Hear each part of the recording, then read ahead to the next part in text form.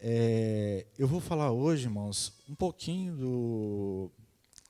do texto de Efésios, né, a carta que Paulo escreve aos Efésios, né, e que os irmãos, assim, meditem junto comigo aqui. Efésios 2, vou ler o capítulo inteiro, ele é pequenininho, tá? Vamos pedir os irmãos acompanhem comigo nas suas Bíblias. Eu vou ler Efésios 2, a minha versão, a nova versão internacional, pode divergir um pouquinho da sua versão aí, mas é só questão de forma de interpretação dos hermenêuticos lá. Vamos ver aqui, os irmãos acompanhem, por favor. Ó. Efésios 2.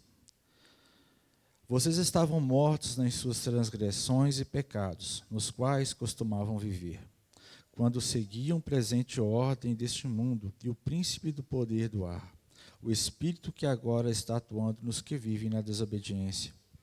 Anteriormente, todos nós também vivíamos entre eles, satisfazendo as vontades da nossa carne, seguindo seus desejos e pensamentos. Como os outros, éramos por natureza merecedores da ira. Todavia Deus, que é rico em misericórdia, pelo grande amor com que nos amou, deu-nos vida com Cristo, quando ainda estávamos mortos em transgressões. Pela graça, vocês são salvos. Deus nos ressuscitou com Cristo e com Ele nos fez assentar nas regiões celestiais em Cristo Jesus, para mostrar, nas eras que hão de vir, a incomparável riqueza da sua graça, demonstrada em sua bondade para conosco, em Cristo Jesus. Pois vocês são salvos pela graça, por meio da fé. Isso não vem de vocês, é dom de Deus, não vem de obras, para que ninguém se glorie, porque somos criação de Deus, realizada em Cristo por Jesus, para fazermos boas obras, as quais Deus preparou antes para nós as praticarmos. Portanto, lembre-se de que anteriormente vocês eram gentios por nascimento, e chamados incircuncisão pelos que se chamam circuncisão, feita no corpo por mãos humanas, e que, naquela época, vocês estavam sem Cristo, separados da comunidade de Israel, sendo estrangeiros quanto às alianças da promessa, sem esperança e sem Deus no mundo. Mas agora, em Cristo Jesus, vocês que antes estavam longe, foram aproximados mediante o sangue de Cristo, pois Ele é a nossa paz, o qual de ambos fez um e destruiu a barreira, o muro de inimizade, anulando em seu corpo a lei dos mandamentos, expressa em ordenanças. O objetivo dele era criar em si mesmo, dos dois, um novo homem, fazendo a paz, e reconciliar com Deus os dois em um corpo, por meio da cruz, pela qual ele destruiu a inimizade. Ele veio e anunciou paz a vocês que estavam longe, paz aos que estavam perto, pois por meio dele, tanto nós como vocês, temos acesso ao Pai, por um só Espírito. Portanto, vocês já não são estrangeiros nem forasteiros, mas concidadãos dos santos, membros da família de Deus, edificados sobre o fundamento dos apóstolos e dos profetas, tendo Jesus Cristo como pedra angular, no qual todo o edifício é ajustado e cresce para tornar-se santuário do santo do Senhor. Nele vocês também estão sendo edificados, junto, para se tornarem morada de Deus por seu Espírito. Amém. Os irmãos podem se assentar.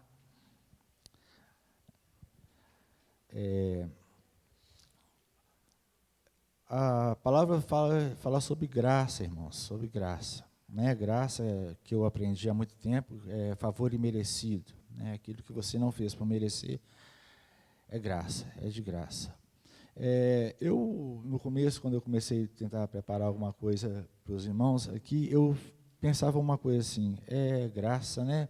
A gente muitas vezes procura coisas para comprar. Quando você vai comprar alguma coisa, né, a gente procura coisa mais em conta, né? A gente procura o que é barato, não é verdade? A gente procura coisas baratas, aquilo que seja um bom custo-benefício, que a coisa seja boa, que tenha um benefício bom. Né? E a Bíblia fala que é de graça. Normalmente, quando a gente fala com uma coisa de graça, o que a gente pensa? Né? Não tem muito valor. Né? O que tem valor que é de graça? Quem dá alguma coisa de graça que tem algum valor? Né? Eu fico pensando, e a igreja, é barato ou é de graça? O preço é baratinho, dá para a gente comprar. Como eu procuro para comprar as coisas que eu vou comprar para mim, eu procuro coisa barata, mas em conta, né, que tenha o bom custo-benefício, né, o barato. Quando você vê que uma coisa é de graça, normalmente a gente vê assim, isso não deve ser bom. Né? Não é verdade? Quando você vê uma coisa que é de graça, você vai pensar assim, de graça não tem valor. Não tem, o valor é zero, né? É de graça, o valor é zero. Né? Aí a gente vai olhar para as coisas de Deus, não é porque é de graça, não é porque o preço é baixo, o preço é muito alto. A diferença é que nós não temos condição de pagar. É por isso que é de graça. Não é de graça porque o custo é pouco, que não teve que ser pago um preço. Não é de graça porque está querendo chamar alguém para poder fazer parte de uma campanha. Normalmente as empresas fazem uma campanha grande, lançam alguns itens como brinde de graça para chamar atenção para eles. A graça não é assim, a graça de Deus não é assim. A graça de Deus, ela é de graça porque você absolutamente não tem condição de pagar. Né? Eu vou assim adentrar aqui sobre esse texto em Éfeso, mas eu deixei assim antes de começar, vamos contextualizar os irmãos. Eu vou pedir lá o pessoal que está no Data Show, o Arthur. Eu coloquei, tem 4 fotos já abertas aí, está salvo sobre umas imagens lá da cidade de Éfeso. Eles conseguem abrir para projetar ali. Pode só passar assim, só para os irmãos terem uma ideia, só mesmo para ajudar visualmente aí no entendimento. Assim que der, abre aí. São 4, elas já estão abertas, só projetar lá. São 4 imagens da cidade de Éfeso. Éfeso, irmãos, até hoje Éfeso não é uma cidade. Deixa eu ver se. Isso. Éfeso hoje não foi reconstruída. Éfeso não tem uma cidade construída no lugar em cima de Éfeso. A cidade de Éfeso ela está em ruínas ainda. Éfeso, na época de quando Paulo na sua viagem missionária, começou a disseminar o evangelho no povo, Éfeso não faz parte de Israel, das tribos lá, é longe, tá, irmãos? É uma viagem distante. Foi nas viagens missionárias de Éfeso, de Paulo, que começou o evangelho nessa cidade. E a carta de Éfeso, eu estou colocando assim, só para os irmãos terem uma noção do como é que era lá, só para você ter uma noção assim, foi nesse lugar aqui que Paulo falou. Né? Até hoje está em ruínas, os arqueólogos, pelo que eu ouvi, pelo que eu li lá, eles mexeram só em 10%, no máximo 10% das ruínas de Éfeso. Muita coisa ainda vai ser, os arqueólogos vão mexer naquela cidade lá ainda. Né? Ela é uma cidade litorânea, muitas vezes as pessoas em cruzeiros, eles estão passeando pelas ilhas gregas, e Éfeso é um ponto de parada, para as pessoas conhecerem tal a cidade lá. Era um ponto comercial muito grande, e um dos motivos de Paulo ter passado lá, ter morado lá, pelo que a Bíblia fala, Paulo morou lá pelo menos 2 anos, né? Eles falam 3, mas pelo menos 2 anos, e outros apóstolos também passaram e moraram em Éfeso, porque por ser uma cidade muito grande, ser muito comerciante, havia muitas culturas lá, e não havia assim uma perseguição muito forte naquele lugar, por isso era mais fácil naquele lugar ser disseminado. Apesar de que, como é fora de Israel, fora assim do povo judeu, Paulo, né, como os irmãos sabem, Paulo foi o apóstolo que levou a mensagem aos gentios. Então, Paulo pregou essencialmente não em Jerusalém, não nas cidades de Israel, mas fora de Israel. Então, foram viagens missionárias. Só para contextualizar para os irmãos, né? E foi nessa cidade, tem até os irmãos mostram, tem lá um lugar lá de palavra, de ensino, tem assim uma arquibancada grandona, bonita, né, todo de pedra. Provavelmente Paulo e os apóstolos pregaram alguma vez naquele lugar. Como aquilo não foi reconstruído por cima, provavelmente Paulo é um lugar que houve as pregações de Paulo ali. Né? Então, assim, é legal a gente saber que se você quiser ir, você pode ir lá e pisar no lugar que o camarada falou. Né? Eu acho assim, legal. Né? Eu sei, como os irmãos, para mim, eu seria assim, muito bem se eu pudesse ir num lugar desse. Né? Mas vamos lá, vamos ser mais delongas. O texto começa, irmãos, falando para nós o seguinte: vocês estavam mortos em suas transgressões e nos pecados. Né? Então, assim, quando Paulo começa a falar para o povo de Éfeso, né, Éfeso não era o povo de Israel. A Bíblia mesmo fala que Jesus veio para os que eram seus, mas os seus não o receberam, mas a todos a quanto ele o receberam, deu-lhes o poder de serem feitos filhos de Deus. O que isso quer dizer? Quer dizer que a palavra de Deus, a princípio, veio salvar o povo dele. Mandou Jesus para salvar o povo dele. E o povo de fora não era. Não havia salvação para o povo de fora. Mas, pelo fato dos judeus não receberem, Deus abriu a salvação para todo aquele que quisesse. Como está na parábola lá de Jesus, quando Jesus vai do rei que faz a boda de casamento para os seus filhos, que convida as pessoas importantes, aqueles que eles rejeitam, e o rei expande aquilo para os bons e maus. A Bíblia fala lá em Mateus que o rei convidou os bons e os maus. Convidou aqui todos aqueles. Os bons e os maus não quiseram, continue convidando aqueles lá que estão lá perdidos pelo caminho, aqueles que estão sujos, aqueles que estão nas sarjetas, convide eles também. Assim a palavra de Deus chegou a nós. Né? Nós estávamos mortos em nossos delitos e pecados. Ou seja, o que Deus quer dizer, o que Paulo está falando aqui, não sou eu que estou dizendo, irmãos, a palavra de Deus que diz que os gentios eram considerados todos como os mortos, todos nós, independente da nossa capacidade, do nosso entendimento próprio. A palavra diz que nós estávamos mortos, não tinha salvação, né? E que nós vivíamos, porque o que acontece? O povo judeu, eles tinham a lei, apesar de que eles não seriam salvos pela lei, porque eles não obedeciam, não tinham como cumprir a lei, eles tinham a lei. E fala que olha só, o versículo 2 e 3 fala que nos quais costumavam viver quando seguiam os padrões deste mundo, o príncipe do poder do ar, o espírito que agora atua nos filhos da desobediência. Antes todos nós vivíamos como eles. Então falando, tanto os judeus quanto os gentios viviam como o mundo, né? Como as pessoas do mundo, sem se importar com a vontade de Deus. Né? E no versículo 3 fala uma coisa muito interessante, que éramos por natureza merecedores da ira. Nós éramos merecedores do castigo. O castigo de Deus é o afastamento das pessoas de Deus, é a morte eterna. Então, todos nós éramos merecedores. Né? Então, o destino era esse, para todo mundo, tanto os judeus quanto os gentios. Aí, Deus fala qual que foi a motivação. No versículo 4, ele fala assim, a motivação de Deus para fazer a gente voltar. A única motivação não é nada que a gente fez. A Bíblia fala que, por causa do grande amor com que nos amou, Deus mesmo vendo nós mortos em delitos e pecados, praticando as coisas desse mundo, não se importando com a vontade dele, Deus nos amou de tal maneira que deu seu Filho unigênito, para que todo aquele que nele crê não pereça, mas tenha vida eterna. Né? Então, assim, o único fator que vai nos levar à vida é Cristo. Né? O versículo 5 fala, Deus deu-nos a vida com Cristo, quando ainda estávamos mortos em nossas transgressões. Pela graça vocês são salvos. Uma coisa interessante que eu quero assim, né?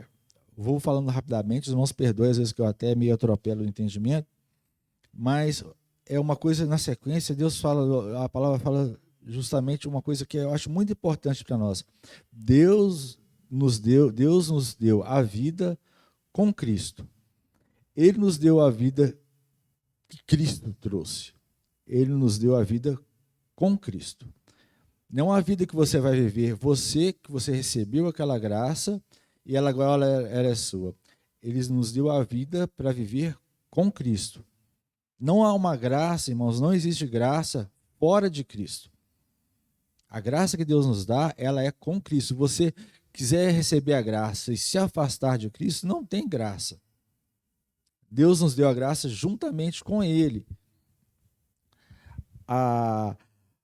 Quando eu falo assim, pela graça vocês são salvos, mas a graça não é afastada de Deus. Muitas vezes a pessoa acha assim, muita gente vai pensar assim, eu recebi a Cristo e acabou, e não vou mais permanecer nele. A graça de Deus permanece com Cristo. Ela não vem de Cristo, ela é com Cristo sempre. Então, nós devemos viver com Deus, não mais praticando as coisas antigas, porque se eu vivo com Cristo, eu abandonei as coisas anteriores, né? Deus nos ressuscitou com Cristo e com Ele nos assentou nas regiões celestiais em Cristo Jesus, para mostrar nas eras por vir a incomparável riqueza da sua graça, demonstrada na sua bondade para conosco em Cristo Jesus.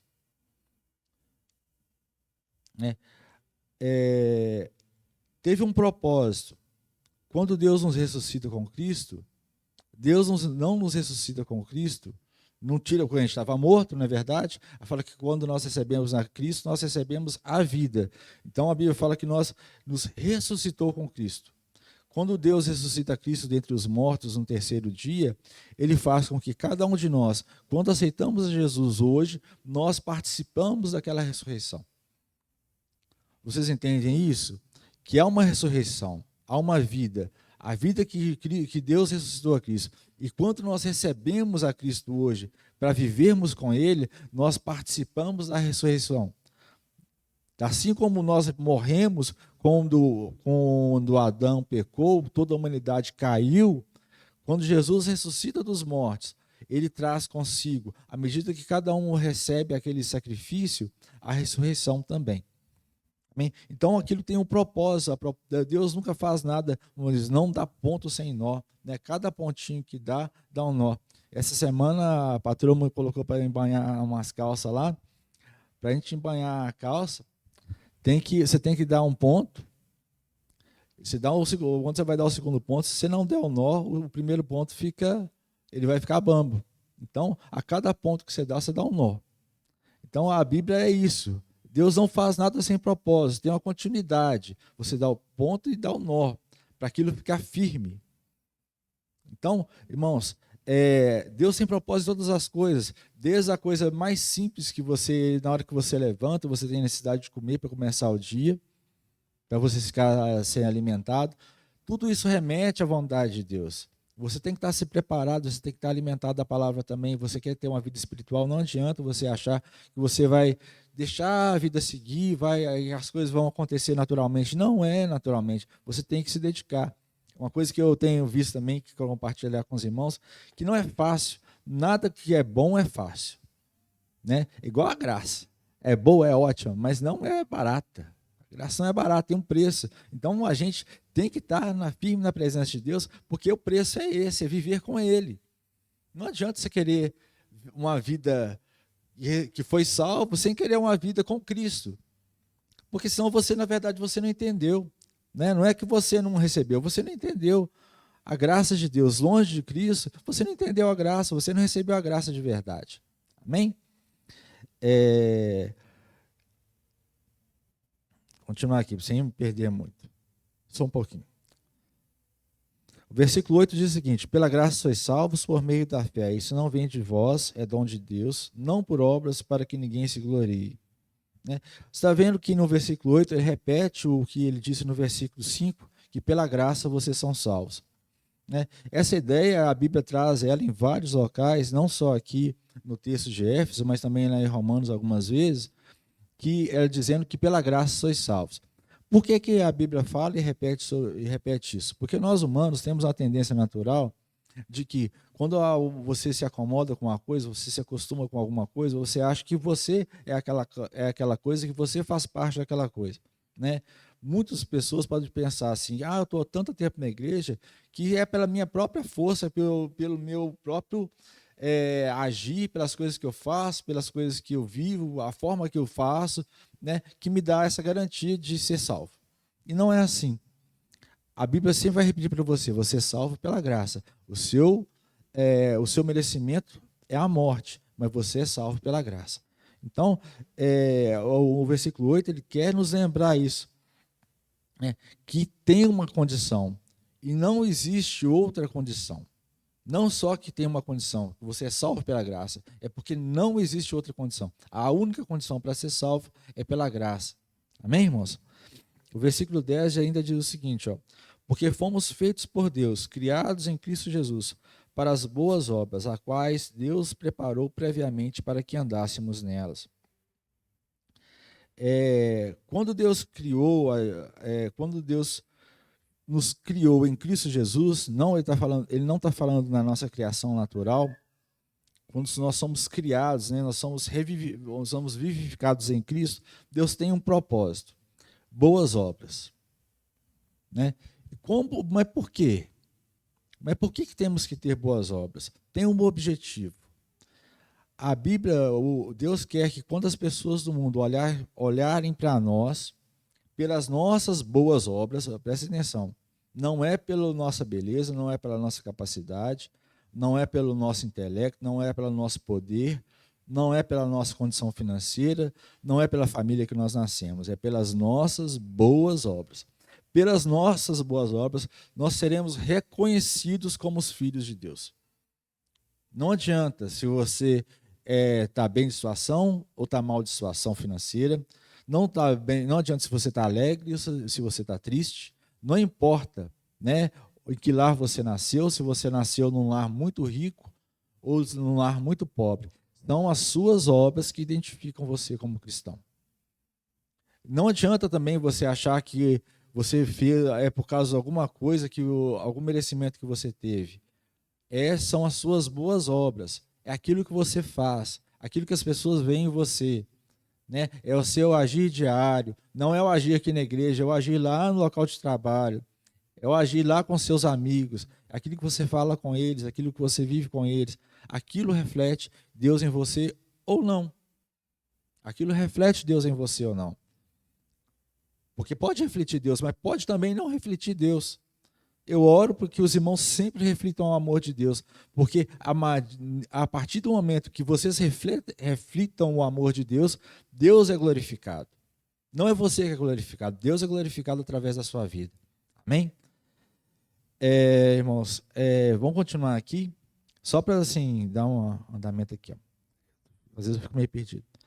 Versículo 11. Portanto, lembre-se de que antes vocês eram gentios por nascimento, e chamados incircuncisão, pelo que se chamam circuncisão, feita no corpo por mãos humanas, e que naquela época vocês estavam sem Cristo, separados da comunidade de Israel, sendo estrangeiros quanto às alianças da promessa, sem esperança e sem Deus no mundo. Né? Romanos 3:23 também fala que pois todos pecaram e destituídos estão da glória de Deus.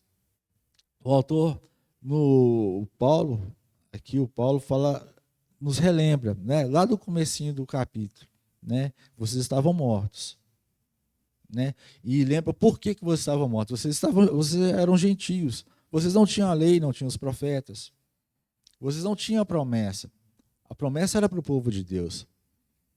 A promessa era, irmãos, para o povo de Deus. A promessa era que do resgatador, do Messias, lá que está lá em Malaquias, Zacarias, que o profeta Elias falou, que Eliseu falou, o profeta que foi profetizado durante todo a Torá, o Novo Testamento todo, era para o povo de Deus, não era para nós.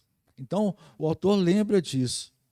Ele faz essa lembrança. Por que ele faz essa lembrança? Para falar aqui, no versículo 13, agora, porém, em Cristo Jesus, vocês que estavam longe foram aproximados pelo sangue de Cristo. O sangue de Cristo tem o poder de aproximar. E quando ele fala de aproximar, ele não fala só de aproximar o judeu do gentio. Ele fala de aproximar o salvo do não salvo, para que ele possa ser salvo. O propósito de Deus é alcançar o mundo todo. Quando o sangue de Cristo nos aproxima da pessoa perdida, vocês conseguem entender isso? O sangue de Jesus nos aproxima do perdido, porque ele tem que colocar em nosso coração uma necessidade de nós falarmos de Deus, de nós alcançarmos o perdido. O sangue de Jesus clama por isso. Ele morreu na cruz para que todos que tenham a possibilidade sejam salvos. E cabe a nós, através do nosso testemunho, através da nossa palavra, através do nosso viver diário, comunicar essa salvação ao perdido. O sangue de Cristo traz para nós essa necessidade iminente, essa necessidade forte e pujante que nós precisamos falar de Jesus para o outro, da forma mais simples, mesmo que sendo com atos de afeto, atos de amor para com o nosso semelhante, com aquelas pessoas que ainda não conhecem a Deus, para que eles vejam em nós, não pela nossa falar de Deus e ficar martelando, mas pelos que eles vejam em nós aquilo que Cristo é, o amor dele, a compaixão, a graça de Deus. Amém, irmãos? Pois ele é a nossa paz, o qual de ambos fez um e destruiu a barreira, o muro de inimizade. A cruz mostra que o preço pago pelos judeus e pelos gentios é o mesmo. O preço foi um só, a morte do Filho de Deus na cruz. É isso que é o que salva. E para isso, qualquer pessoa pode ser salva, não depende mais da situação atual dela, depende só do coração, né? E nós somos, apesar de nós sabermos que a palavra de Deus vai ser rechaçada, vai ter muitos corações que não vão aceitar, a gente sabe disso. A realidade é essa. A Bíblia fala que o portão é grande, o caminho é largo, para quem quiser se perder é grandão, é fácil. Para se perder é muito fácil. Para viver perdido é fácil, irmãos. Para viver na graça, viver no caminho, viver na vontade de Deus, é difícil, a porta é apertada, o caminho é estreito. É apertadinho, difícil. Vamos falar com vocês, irmãos. Para todos nós o caminho é difícil. Se a vida sua está sendo muito fácil, olha, cuidado direitinho, olha direitinho como é que está a sua vida. Se você está achando que é fácil servir a Deus, dá uma olhada, confere direito, porque não era para ser assim. Se você está realmente servindo a Deus, o caminho é apertado, o caminho é difícil. Não são poucos, a Bíblia fala que são poucos os que entram por ele. São poucos que caminham nesse caminho. É porque é difícil. Amém? Vamos seguir o caminho difícil? Glória a Deus? Amém. É isso aí. Porque quem nos capacita não é. Quem nos capacita pode. Né? Versículo 15. Anulando no seu corpo a lei dos mandamentos expressa em ordenanças. O objetivo era criar em si mesmo, dos dois, um novo homem, assim estabelecer a paz e reconciliar com Deus os dois em um só corpo por meio da cruz, pelo qual ele destruiu a inimizade. Então, irmãos, da mesma forma que Deus destruiu a inimizade entre o judeu e o gentio, a nossa inimizade com o mundo ela tem que ser destruída. Nós não podemos ser inimigos do mundo, mas também não vamos viver nele. Nós temos que ter o nosso coração para salvar o mundo. O mundo precisa ser salvo. E a gente tem que ter consciência de que Deus quer salvar a cada um. A pessoa tem a opção de não querer. Amém. A pessoa não quer, ótimo, tudo bem. É um direito dela. Se ela quer ir para o inferno, é um direito dela. Né? Se você não quer seguir o caminho, todo mundo tem esse direito. Mas a nossa obrigação é sentir essa vontade de querer salvar ele. Da mesma forma que a Bíblia fala que como a galinha junta os seus pintinhos, né? Aquela vontade de querer trazer para a casa de Deus todos aqueles que nós conhecemos. Né? Quem que você vai querer? Para quem você vai compartilhar? Com estranho? Com o seu próximo. Quantas pessoas que estão no seu relacionamento que ainda não conhecem a Deus, que ainda não aceitaram a Jesus, que ainda não entenderam? Quem que é o pastor, o evangelista, o profeta dessa pessoa? É você. Você que é o profeta dessa pessoa. Você que é o evangelista da pessoa. Você que é a boca de Deus para falar no coração dessa pessoa. Há essa reconciliação. Há uma necessidade de reconciliação de Deus com o homem. Ele veio e anunciou a paz a vocês que estavam longe, paz aos que estavam perto. Não é, irmãos, quando fala sobre paz, eu acho muito importante, porque muitas vezes a gente quer apontar o dedo e falar assim, ó, aquela igreja, aquela denominação, aquele povo, aquelas pessoas. eles são errados, né? E nós somos certos.